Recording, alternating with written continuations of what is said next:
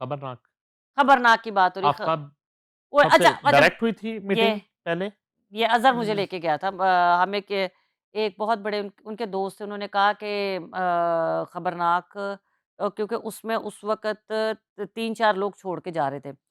तो मैंने कहा अज़हर मैं नहीं करना काम, मैं तो जब पंजाब टीवी करती हूँ।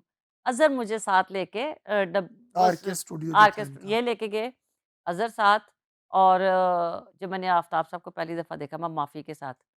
मैंने आफ़ताब साहब को टीवी पे देखा तो मैंने उनको वैसे देखा जब वो अंदर है जीन्स की पैंट मैं क्या इतना सोहना अल्लाह की कसम अबरत हुँ। मैंने कहा इतना सोहना ऐसे ही ये सारे बैठे हुए थे मेरे मियाँ मेरे साथ था। तो उन्होंने जो बात की उन्होंने मुझे कहा मैं तुम्हें शुरू से काम करवाना चाहता था, मुझे तुम शुरू से तुम्हारे काम के हवाले से था। हुँ, उन्होंने बाकायदा बात की थी, उन्होंने कहा था पंजाब टीवी में देखता हूँ तुम्हारा हुँ। प्रोग्राम, हाँ, उन्होंने कहा ठीक है, मैंने देखा है।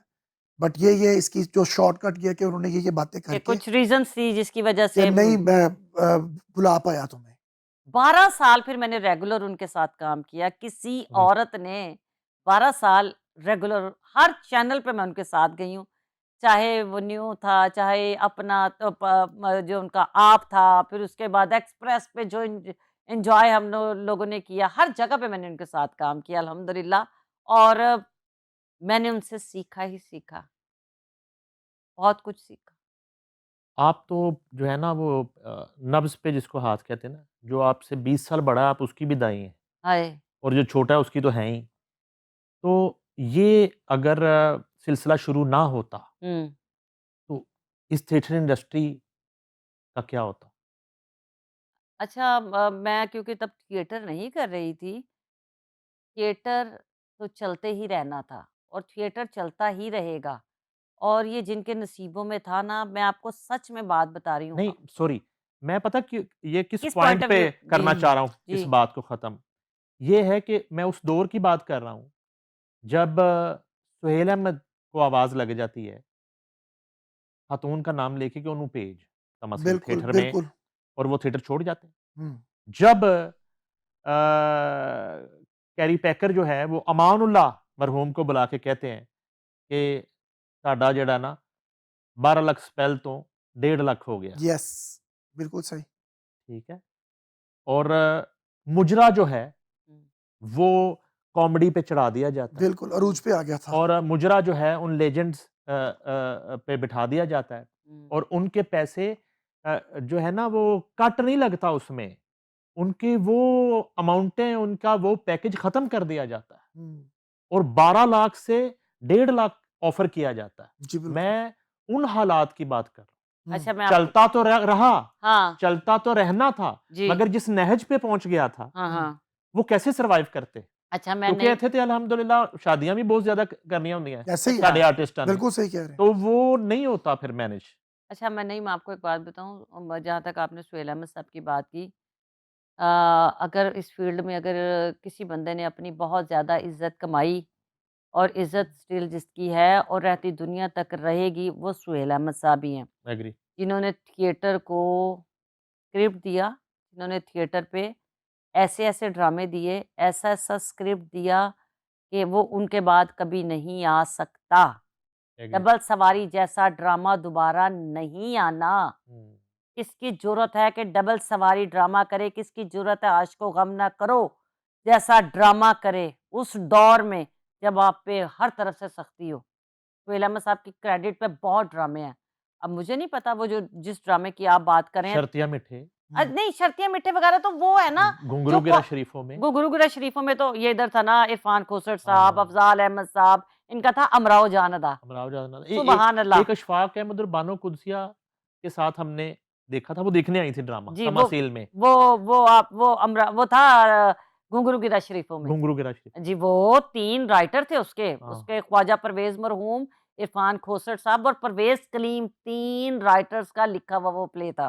अभी रिसेंटली 1 वीक पहले दोबारा देखा हमने वो। फ़िल्म का एक्सपीरियंस कैसा रहा? ज़िंदगी में कोई एक बात ना मान के ना फिर मैंने अपनी अम्मी की पूरी ज़िंदगी हर बात मानी। अम्मी ਨੂੰ फ़िल्म पसंद नहीं सी। हुँ, अम्मी ने ज़ाहिर माँ ने वेखी पंजाबी फ़िल्मां पाकिस्तान ਦੀਆਂ फ़िल्मां या पाकिस्तान की मूवीज़ देखी उनके ज़हन में था कि पता नहीं ये ਉਹੀ ਸਾਰੀਆਂ फ़िल्मां 'ਚ रोल मिलणगे। तो अम्मी ने मुझे फ़िल्म नहीं करने दी। तो मुझे मेरी फ़िल्म जो है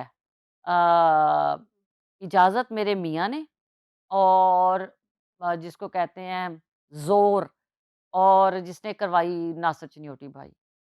अच्छा, आप लोग प्रोड्यूसर्स को जो है, ज़ाहिर-सी बात है डील करते रहे, प्रोड्यूसर जो है ना एज़ ए आर्टिस्ट आपको डील करते रहे।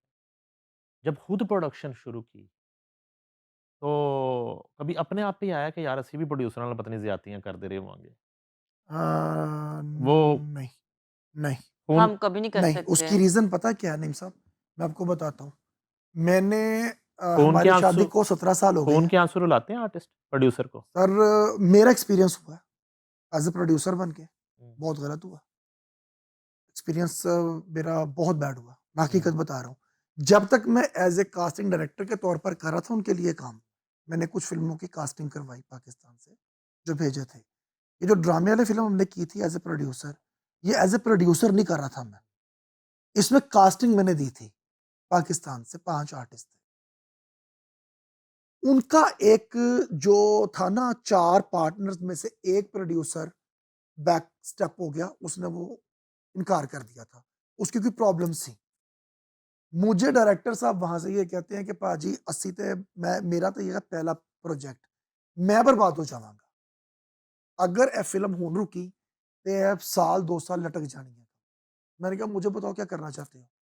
उसने फिर मुझसे बात की, उसने कहा जी ये मैंने कहा मुझे ये बताओ कितना बनता है बजट आपका? अगर 4 लोग हैं तो। उन्होंने मुझे बजट बताया, मैंने अपना हिसाब-किताब लगाया, ये मेरा पहला सेकंड एक्सपीरियंस था। फर्स्ट मेरा कुछ और था, वो चल मेरा पुत के वाले से आपसे मैं आपको बताऊँगा।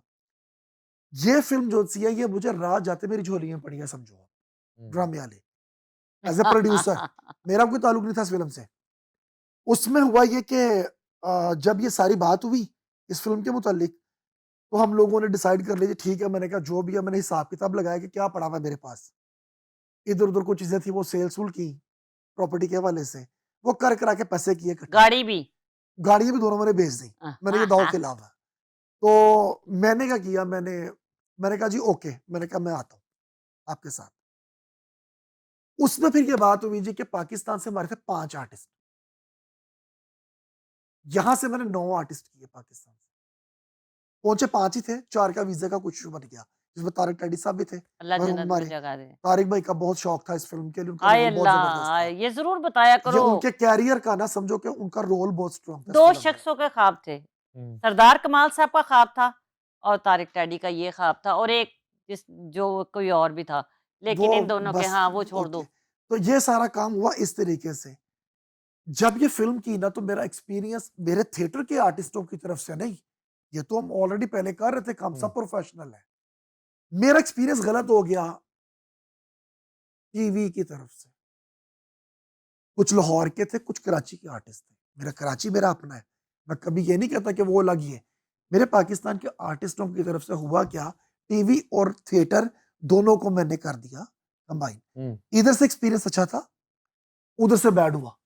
हुँ। खून के आंसू रुलाए मुझे, ये मैं कहना चाहूँगा। चलो हो जाता है ठीक ज़िंदगी है? में, बस कर देना। वो एक्सपीरियंस गलत हुआ, फिर सेकंड मूवी अब स्टार्ट की, उसमें भी आकर मुझे कराची के आर्टिस्टों में से ही, फीमेल में से ये प्रॉब्लम झेलनी पड़ी। अपना नहीं फीमेल वाले मैं कभी भी रफड़ नहीं पाया क्यों भला? क्योंकि जिन्हों पता मैं रूबी अनम दे बंदे नाल गल कर रही हां, ਉਹ कुछ सोच के करेगी ना। ਉਹ क्यों ਤੇ ਅਸੀਂ ਸੋਚ ਕੇ ਕਰ ਰਹੇ ਹੁੰਦੇ। ਉਹ ਤੇ ਫਿਰ ਫੀਮੇਲ ਉਹ ਨਾ ਉਹਨੇ ਉਹ ਤੇ ਫਿਰ ਫੀਮੇਲ ਹੈ।